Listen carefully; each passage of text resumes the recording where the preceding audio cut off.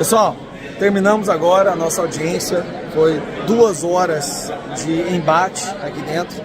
Vieram republicanos, né, deputados do lado da direita, e vieram alguns democratas da esquerda comunista socialista de merda. Foi maravilhoso. Eu acho que hoje foi um passo fundamental para reverter a nossa democracia, o nosso país, tá? Está impossível de esconder o que está acontecendo no Brasil, está impossível de esconder, o mundo já sabe que o Brasil já não é mais uma democracia. As evidências comprovadas, mostradas, apresentadas hoje pelas 3 testemunhas que vieram falar, que é o dono do Rumble, o Michael Shellenberger e o Paulo Figueiredo, chocaram as pessoas aqui nessa audiência no Congresso americano. Olha, a imprensa brasileira, eu tenho certeza que está se contorcendo agora, mas o rei está nu e o império também está nu. Todos agora sabem o que o Alexandre de Moraes tem feito. A deputada Salazar chegou a falar que o Brasil é liderado por um criminoso e na justiça, no STF, tem um corrupto. Então, ou seja, já não dá mais para esconder, o mundo já sabe da verdade. Daqui nós vamos almoçar e logo depois nós vamos fazer uma coletiva de imprensa, mais uma vez reforçando o que foi dito aqui hoje, para a gente poder resgatar o nosso país. Olha, estamos conseguindo algo que nós começamos há 5 meses com essas visitas aqui fora, conversando com parlamentares, conversando com senadores americanos, conversando com a imprensa e com as think tanks, está trazendo os frutos que a gente tanto esperava. Vai haver uma outra audiência aqui em 1 mês e meio a 2 meses, com a participação do Elon Musk. Será uma audiência apenas para que ele possa falar. Então, estamos conseguindo. Nós estamos mostrando para o mundo o que realmente está acontecendo. Tem sido difícil. Todas as vezes que a gente faz isso, a gente coloca um alvo enorme nas nossas costas. A gente sabe que a perseguição vai aumentar ainda mais, mas pelo menos eu tenho certeza que antes da gente morrer, eu vou ver esse Brasil liberado, vou ver o Brasil com a democracia plena e a liberdade de expressão sendo restituída. Então, nós tivemos aqui vários parlamentares nessa área, ali ficou só brasileiros que vieram para cá e a gente celebrou todas as vezes que a verdade foi dita, nós batemos palmas todas as vezes que a verdade foi restaurada. E esse é o tipo de ação que a gente tem que continuar fazendo. Não tem sido fácil fazer isso, vocês sabem, vocês acompanham, mas hoje foi um fator, uma virada de ponto, uma virada de chave.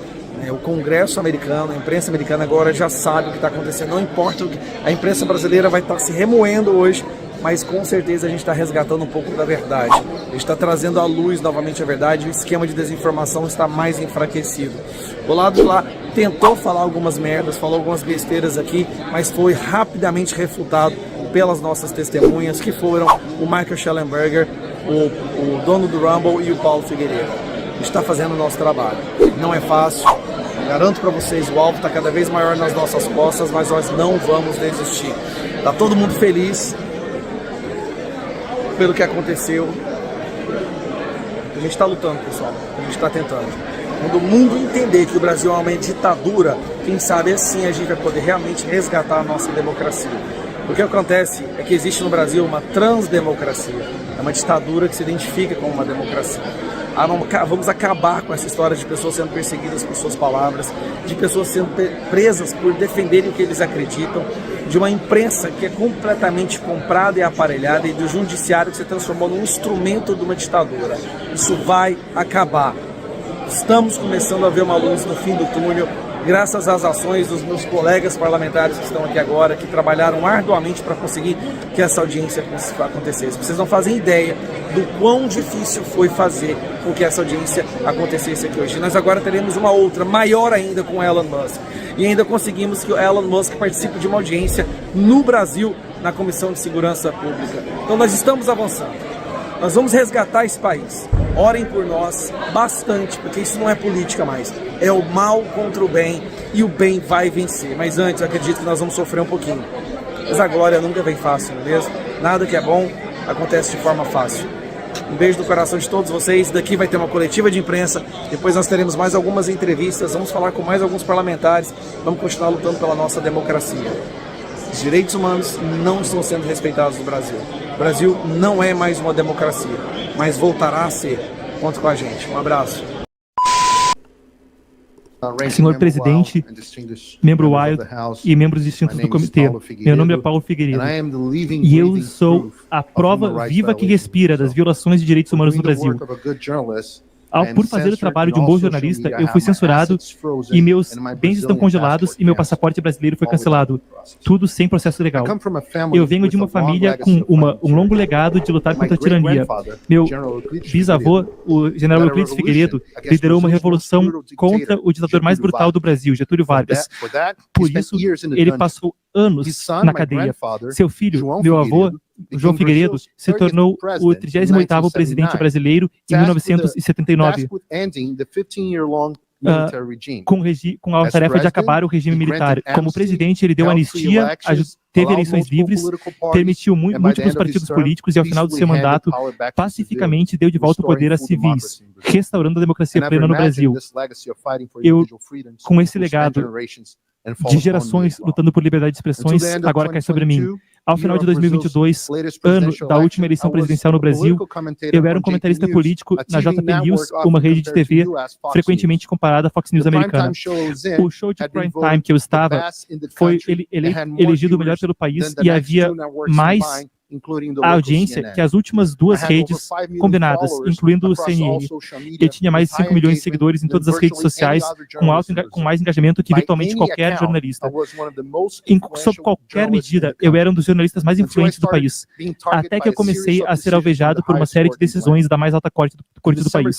Em dezembro de 2022, eu tive todas as minhas redes sociais canceladas para brasileiros. Depois eu descobri que a lei, que a ordem, também congelava meus bens financeiros, suspendia a confidencialidade das minhas transações, ameaçava multas toda vez que eu dizia algo que não estava de acordo com o ministro Alexandre de Moraes e até cancelaram meu passaporte brasileiro. Eu desapareci de todo o meu público. Esse é o equivalente moderno de ser mandado por uma cadeia, como foi meu bisavô. Em janeiro de 2022, depois da posse de Lula e as revoltas de 8 de janeiro, o Congresso brasileiro teve um caso contra a JP News, acusando o caso de financiar a revolta e desmonetizaram e ameaçaram a concessão pública e a Jovem Pan cedeu e demitiu todos os seus comentaristas conservadores e adotaram uma linha mais pró-morais. Eu estava desempregado, com tudo congelado e sem minhas redes. O Rumble e o Locals prometeram sempre manter a liberdade de expressão. Então, eu me juntei a eles, me tornando um dos principais criadores de conteúdo em cada um, com 120 mil no Rumble e cerca de 6 mil inscritos pagos no Locals. Mas em 2023, ordens absurdas e morais e a supressão, comigo como um dos principais alvos, acabaram fazendo com que ambas as plataformas fossem fechadas para todos os brasileiros. Em 8 de fevereiro de 2024, mídia brasileira noticiou uma nova ofensiva contra mim. Eu estava sendo investigado por falar de forma precisa na TV sobre o alto comando brasileiro e seu papel em dezembro de 2022. Nessa investigação, houve uma nova medida proibindo que eu tivesse contato com o ex-presidente Bolsonaro e com qualquer outra pessoa investigada. Uma tática clara de intimidação que cerceia minha atividade jornalística. Existe um único objetivo por trás de cada uma dessas coisas. Um fator comum, Alexandre de Moraes. Lembrem desse nome. Ele é de fato o ditador do Brasil. Ele é um ministro da Suprema Corte, ele dirige o TSE, a Corte Eleitoral, e ele também está adiante da infame investigação de fake news, que começou em 2019 e segue até hoje. Um precedente alarmante. Ao longo de tudo isso, meu trabalho estava ocorrendo do meu estúdio, na Flórida, onde eu morava desde 2016. Eu, portanto, estava sob a jurisdição desse país o tempo todo e, consequentemente, era protegido pelos direitos garantidos pela primeira emenda da Constituição americana. As companhias americanas têm obedecido ordens ilegais diretamente de ministros brasileiros, sem procedimentos internacionais, e estão cedendo dados de indivíduos que estão sob jurisdição americana. Esse Congresso deveria lidar com isso, já que não só viola nossos direitos constitucionais, mas também expõe um risco de inteligência e possivelmente viola a FCPA. De forma alguma, eu fui o único jornalista afetado. No mesmo dia, um jornalista premiado e autor premiado, Rodrigo Constantino, que está aqui, e Guilherme Fiuza, foram alvos de decisões que eram copia e cola disso. Outros jornalistas, como Alan dos Santos, também presente aqui hoje, enfrentaram medidas até mais duras, incluindo ordens de prisão. O podcaster libertário Monark, conhecido como Joe Rogan brasileiro, sofreu um destino semelhante. Estão ambos exilados nos Estados Unidos. Há outros exemplos, incluindo congressistas ou mesmo a juíza Ludmila Grillo, aqui na audiência, um congressista como Gustavo Gayer, Nicolas Ferreira, também estão aqui, ou Marcel Van Hatten, Carlos Ordi, Alexandre Ramagem, Carla Zambelli. Muitos outros membros do Congresso e mesmo o senador Marcos Duval, que teve suas redes sociais bloqueadas, seus escritórios invadidos. O congressista Daniel Silveira atualmente está 9 anos na prisão por gravar um vídeo criticando duramente Moraes. O ex-congressista Deltan Dallagnol, o ex-procurador que colocou Lula condenado por corrupção, também está aqui por ordem de Moraes. Uma pesquisa mostra que 70% dos congressistas brasileiros acreditam que a Suprema Corte invade sua jurisdição. 2/3 dos brasileiros acreditam que o país vive sob uma ditadura judiciária. Demonstrações com centenas de milhares de pessoas são principalmente contra Moraes. O povo brasileiro e o Congresso sabem que Moraes está fora de controle, mas estão paralisados com medo.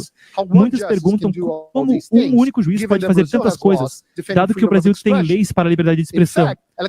Na verdade, Alexandre de Moraes não tem esse poder por lei, e suas ações flagrantemente violam a Constituição do Brasil, e especificamente o artigo 5º, artigos 4, 9º e artigo 220, bem como leis internacionais das quais o Brasil é signatário, como o artigo 13, parágrafos 1 e 2 da Convenção Americana de Direitos Humanos e o artigo 19 da Declaração Universal de Direitos Humanos.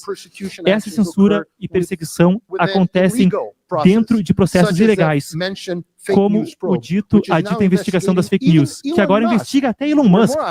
De Moraes age como a suposta vítima, investigador, procurador e ao juiz, sem direito a recurso. Ele também age através do seu cargo no TSE, que deu para ele poderes diferenciados durante as eleições de 2022, que persistem até hoje.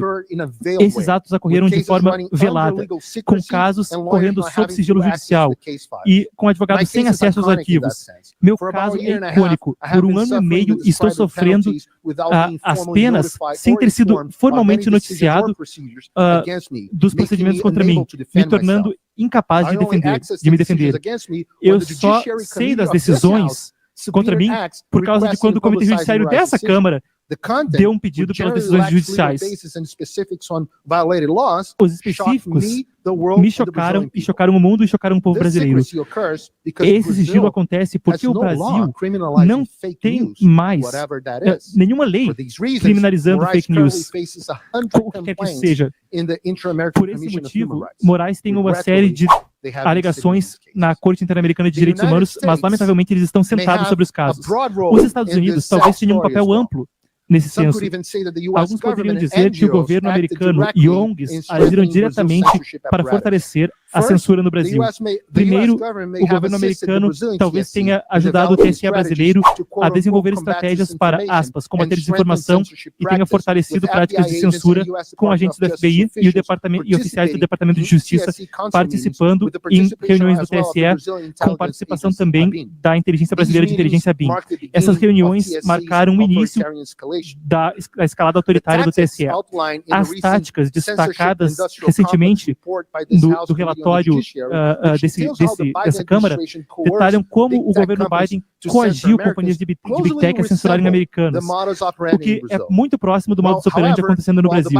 No entanto, enquanto o governo Biden agiu de forma principalmente informal, Moraes deu ordens judiciais pela Corte Suprema do Brasil, ameaçando multas em desconexão completa do Brasil para as Big Techs, como aconteceu com o Telegram em 2022. ONGs, como americanas, como a Ford Foundation e a Open Society de George Soros, fundaram iniciativas que trabalharam perto de Moraes. O Foreign cederam relatórios cruciais para sua investigação de fake news. Mas talvez a campanha sistemática que usou todo o poder soft power da democracia americana em uma chamada campanha discreta para proteger a democracia brasileira, de acordo com um artigo do Financial Times. Isso incluiu ações sigilosas de altos oficiais americanos, como o diretor da CIA e o Conselheiro de Segurança Nacional de Biden, que ameaçaram oficiais, militares e políticos brasileiros com sanções para garantir que Moraes não tivesse qualquer desafio.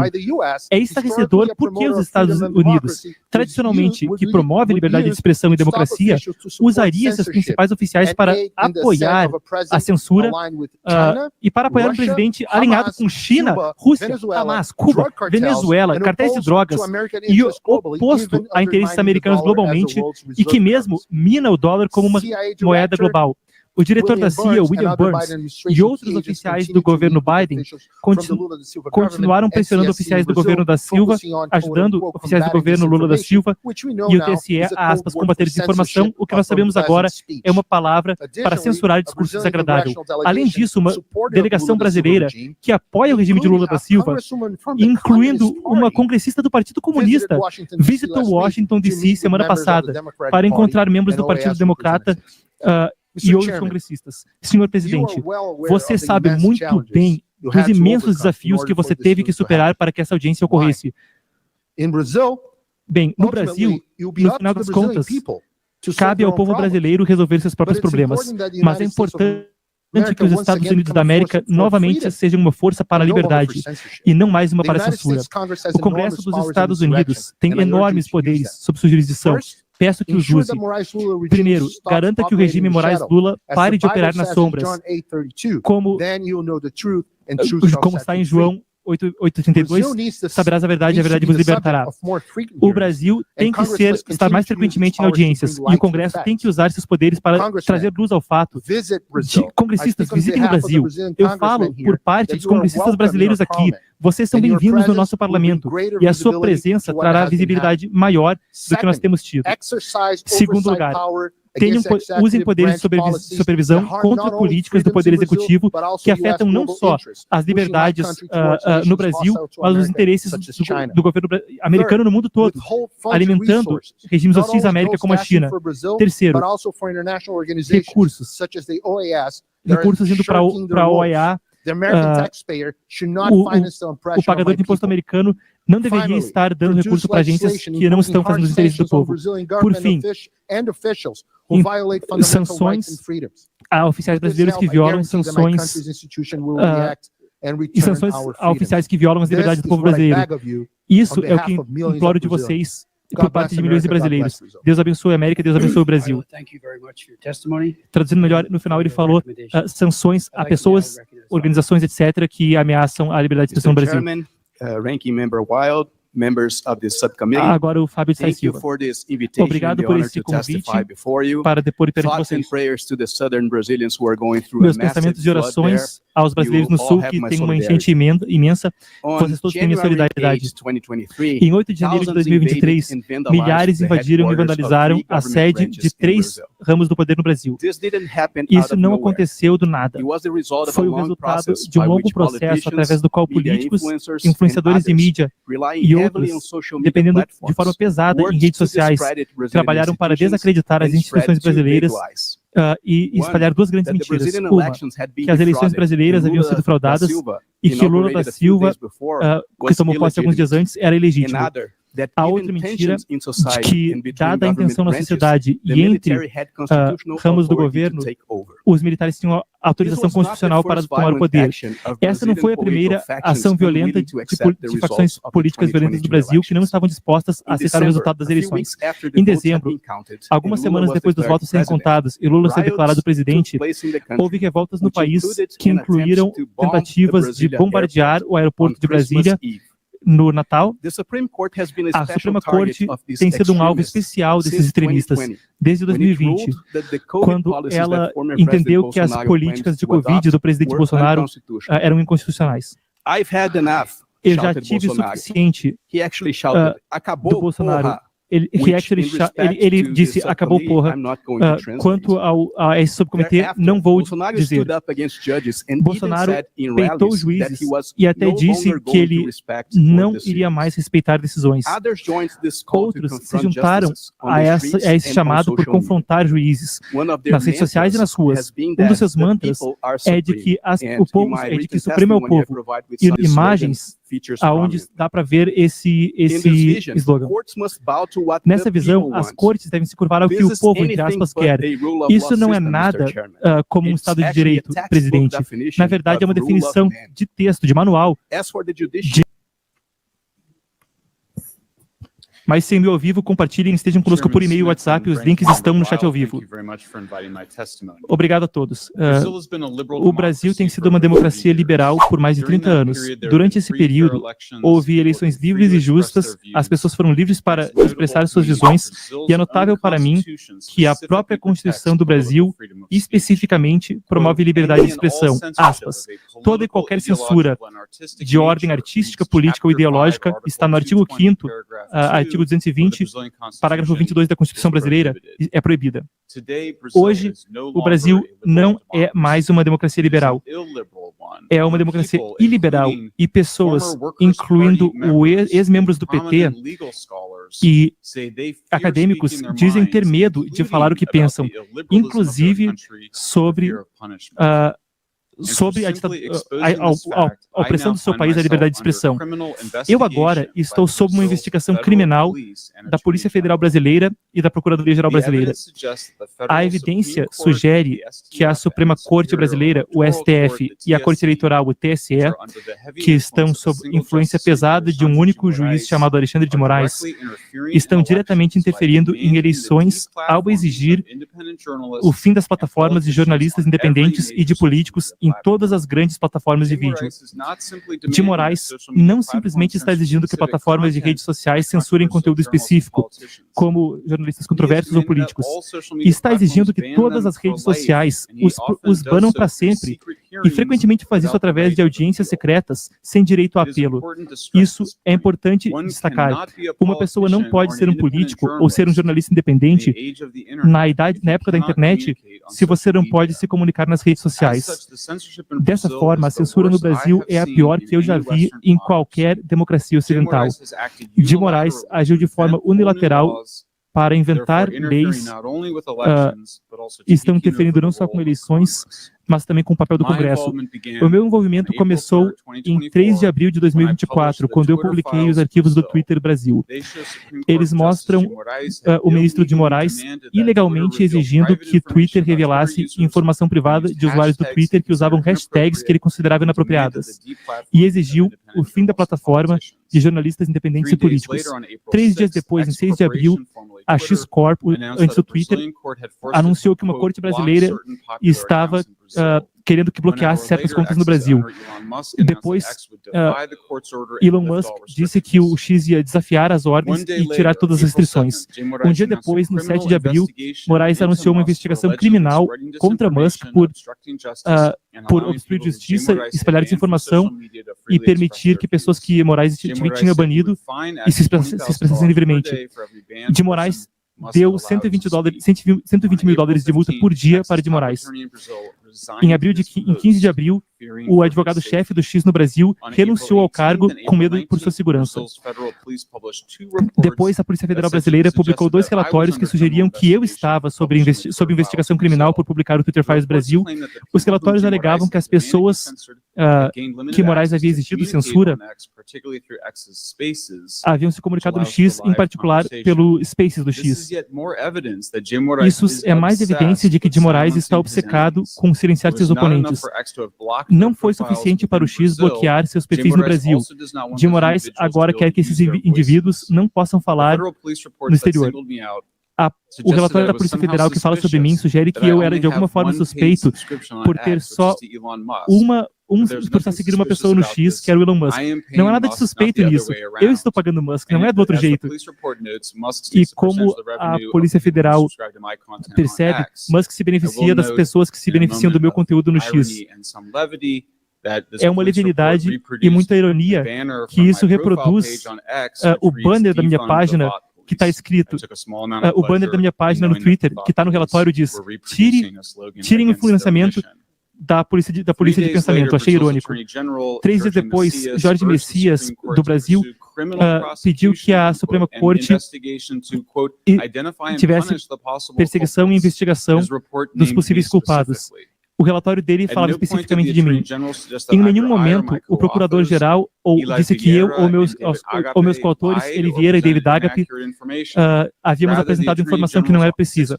Na verdade, o memorando de 6 páginas dele dizia que eu estava publicando excetos de conteúdo de decisões judiciais numa tentativa de desestabilizar o Estado democrático de direito. Mas ambas as acusações também não são verdade. Nenhum dos arquivos do Twitter tem qualquer informação judicial confidencial. Os Twitter Files Brasil tinham estritamente e-mails entre funcionários do Twitter. Não havia um único caso onde publicamos informações judiciais confidenciais. Mas mesmo se tivéssemos, a Constituição do Brasil tem, aspas, só serão restringidos os procedimentos oficiais no artigo 5º, perdão, nesse caso, era imperativo que publicássemos os arquivos do Twitter precisamente para proteger o direito do povo brasileiro à privacidade, liberdade de expressão e democracia. Além disso, esse ataque contra mim é altamente seletivo. As mídias noticiosas brasileiras já noticiaram decisões sigilosas judiciais por anos e não sofreram nada disso como essas investigações ultrajantes que estou recebendo. Além disso, não tem qualquer lei no Brasil que proíba, aspas, a desestabilização do Estado democrático através de meios não violentos.